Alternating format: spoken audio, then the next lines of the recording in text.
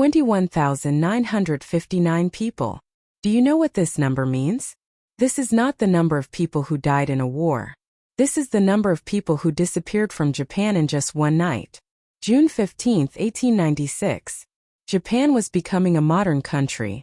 But a silent danger was coming from behind. Can you believe this? A wall of water was 38 meters high. That is as high as a 12-story building. This water swallowed the whole village. The village had an old warning.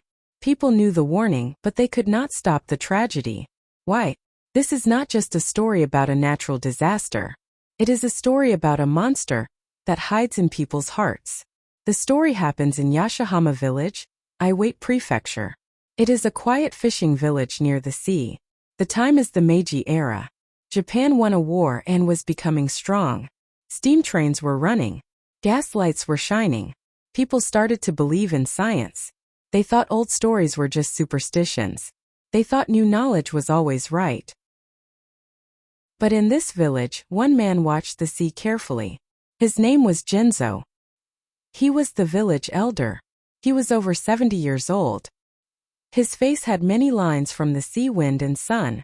Jinzo always looked unhappy when young people talked about new fishing ways or weather news. He said, "Do not think the sea is simple.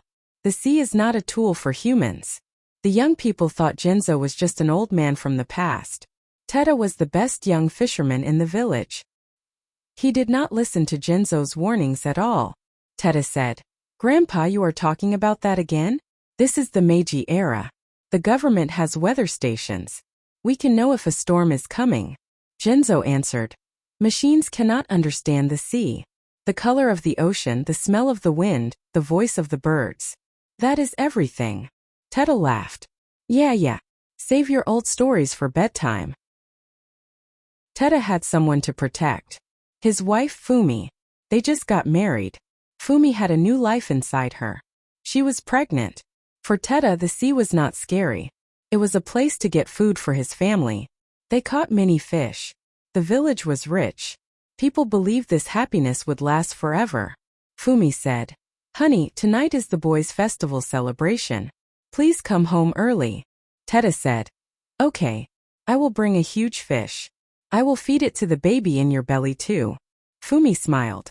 "You always say funny things. The baby is not born yet." It was a happy conversation. A peaceful day. However, nature was already changing. On the morning of June 15th, usually the seagulls are noisy, but today no birds were flying. It was too quiet. It was scary. Also, the fish in the nets were different. Deep-sea fish were caught in shallow water. The fishermen shouted, "Look! We caught a lot of rare fish today. This is lucky. The celebration sake will taste great." Humans only believe information that is convenient for them. In psychology, this is called normalcy bias. Even when something strange happens, people think, "It is not a big problem." They think, "I am safe." This is a defense mechanism of the mind. This thinking was one of the real culprits that killed 20,000 people. But Jinzo was different. He saw the deep-sea fish on the beach. His face turned pale. He said, "The bottom of the sea moved." Teta asked, "What?" Jinzo shouted, "We must run. Carry everything to the high ground now." Teta said, "Huh? What are you saying? Tonight is the festival. Everyone is preparing. Do not ruin the fun." Jinzo said, "The sea is strange. The well water is muddy too. This is a sign." "It is coming." Teta asked, "It? The tsunami? The monster that destroyed the village 100 years ago?" Teta sighed. He was tired of this. 100 years ago? That is just a fairy tale. We cannot stop the festival for that. He said coldly, "Grandpa, you are getting too old. If you are worried, you run away alone." Teta went to the festival. Jinzo was left alone. He pointed at the sea with a shaking hand. He looked very sad and hopeless. Then the time of destiny came. It was 7:32 p.m. Villagers were drinking sake. Children were playing with fireworks. Suddenly the ground shook. Rattle, rattle. It was not a strong shake. In this area, small earthquakes happen often. Nothing fell from the shelves. The houses did not make noise. People said, "Oh, an earthquake. I almost spilled my drink. It surprised me." They laughed. They were relieved. They went back to the party immediately. But this weak shaking was the biggest trap. The earthquake happened very far away, 200 kilometers in the ocean. Because it was far, the shaking became weak before it reached the village. It was a slow, gentle shaking. However, under the sea the ground moved a lot. Huge energy was released. It did not shake the ground much. Instead, it lifted the seawater up. The science of the Meiji era could not understand this. People thought, small shaking means no tsunami. Only Genzo knew the truth. At Genzo's house, he put his ear to the floor. He was not listening to the ground rumble. He was listening to the earth groan. Long. It is too long. Usually an earthquake stops in a few seconds. But this shaking continued for more than 5 minutes. It was a strange shaking like being on a boat. Genzo jumped up. "It is coming. Run. Everyone. Run to the high ground." Genzo ran into the night with bare feet. He ran into the festival square. The lanterns were shaking. He screamed, "Run away from the sea. A big tsunami is coming." But the sound of drums and flutes was too loud. A drunk young man grabbed Genzo. "Hey Genzo, are you drunk?" Genzo shouted, "No. You felt the quake. Long shaking is the signal for a tsunami." The young man laughed. "That shaking? It was nothing. The houses didn't even fall." Genzo said, "That is why it is dangerous. An earthquake that doesn't break houses makes the sea angry." Nobody listened. They treated him like a crazy person who ruined the party. Teta came out of the crowd. "Grandpa, stop it. Fumi is scared." Fumi looked at Genzo with worry. She said, "Genzo-san, please drink some tea and calm down." Genzo held her hand. "Fumi-san, please run. Even just you. Protect the baby." "But," Teta said, "let's go, Fumi. Leave Grandpa alone." Teta pulled Fumi's hand and turned his back on Genzo. That moment, the air in the square changed. The wind stopped. And from the sea a strange sound came. Shoo. It was the sound of something huge being sucked in. The villagers looked at the sea. In the dark, they saw the water moving away from the beach very fast. It was a drawback. It was unusually fast. Rocks on the seafloor appeared. They looked black in the moonlight. Fish jumped. Crabs and octopuses were left behind. The village children shouted happily, "Look! Many fish. Let's go catch them." The children tried to run to the sea.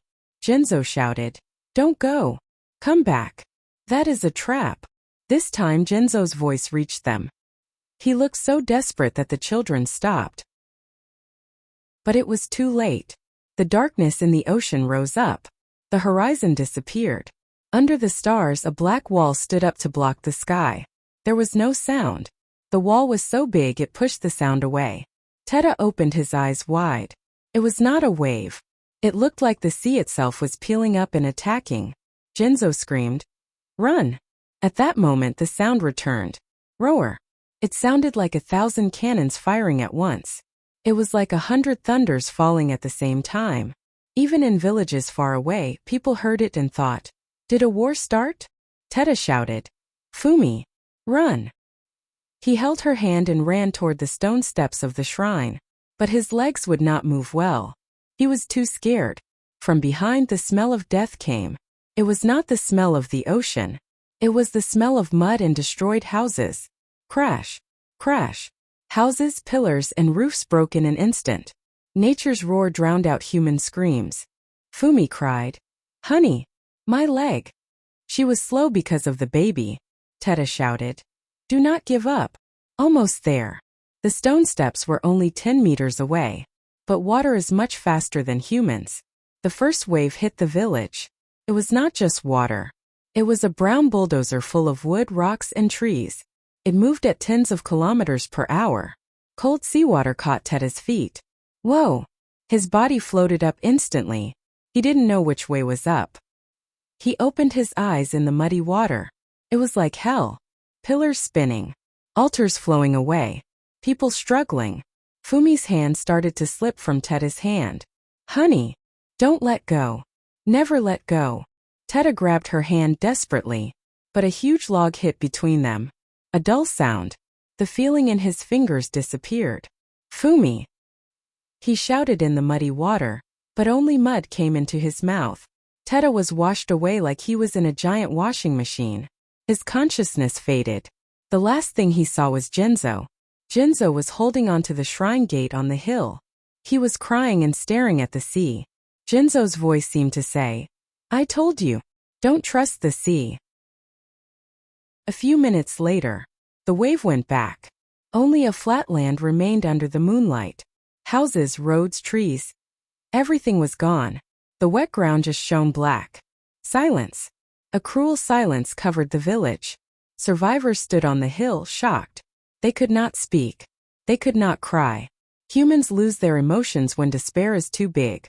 Miraculously, Teta was caught by a cedar tree behind the shrine. He was covered in wounds and mud. He woke up coughing. Fumi. He dragged his painful body to the edge of the cliff. He looked down at the village. His house should be there. But there was nothing. This is a lie. My house. My boat. At his feet, a broken lantern from the festival was lying there. It said celebration, but it was covered in mud. Teta fell to his knees. Jinzo came to his back. Jinzo was also covered in wounds. Don't search. Grandpa. Fumi is. Don't search now. It is still coming. What? Look at the sea. The water is pulling back again. The next one will be bigger. Teta trembled at Jinzo's scary voice. It was not the end. It was just the beginning. The Meiji Samarka tsunami had a pattern. The second or third wave was often higher than the first. And the second wave was the monster. 38 meters. That height went down in history. The real hell was about to start for the few survivors. The night sea rose up again. It was much higher than before. A giant shadow hid the moon. It looked like the sea stood up to erase humans from the earth. Teta whispered. That is not a wave. Jinzo said, yes. That is not water. That is death itself. Overwhelming energy attacked the land again. Pride, love, hope. It crushed everything without mercy. The giant darkness trampled the land. The second wave. 38.2 meters high. This was the highest wave in Japan until the 2011 disaster. Imagine this. A wave as high as the Statue of Liberty's chest covering a small fishing village. It was beyond a natural disaster. It changed the shape of the land. The place where the village stood became part of the sea. Teta and Jinzo could only shake with fear. The world they knew was ending in front of their eyes. Ah! They had no words. Only a beast-like groan came from their throats. The crashing sounds and the roar of water eventually went away. What remained was only the sound of waves. It was the same gentle rhythm as usual. It was ironic.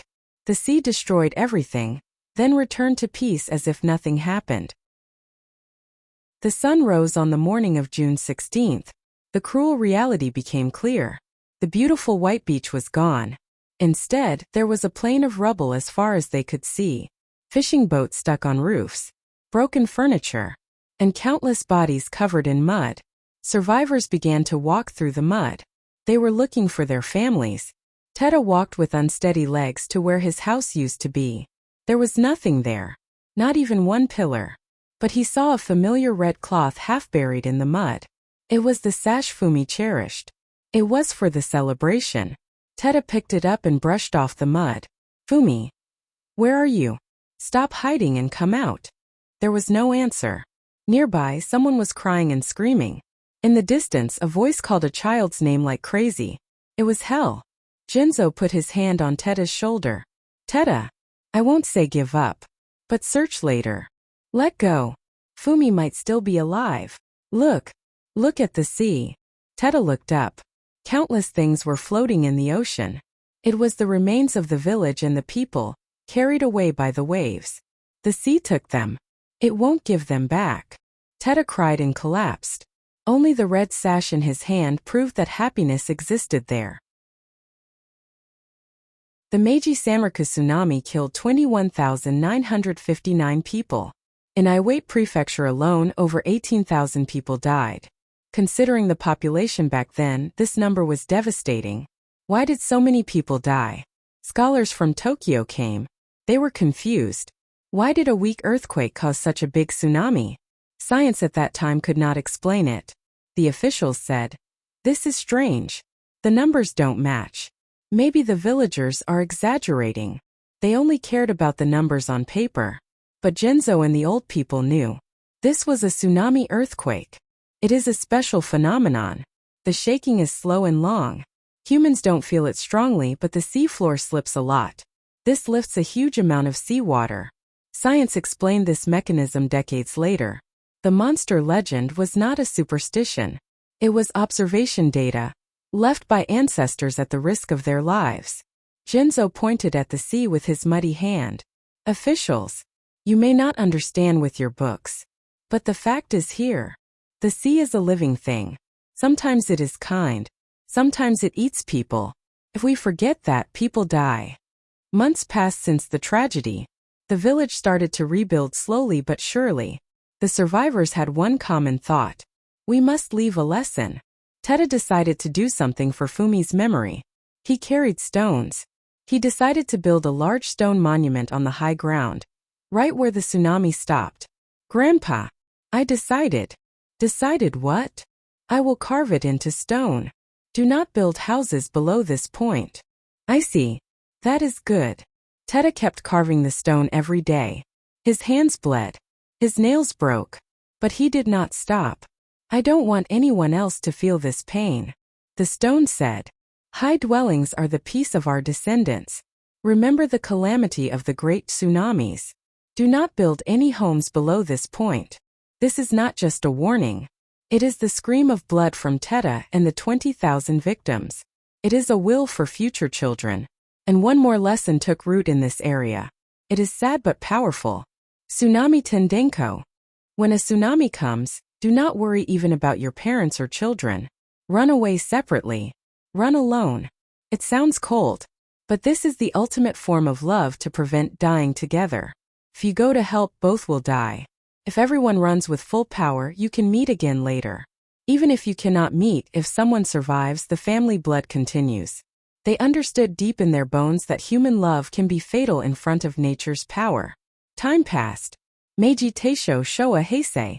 Tada's stone monument was weathered by wind and rain. It became covered in moss.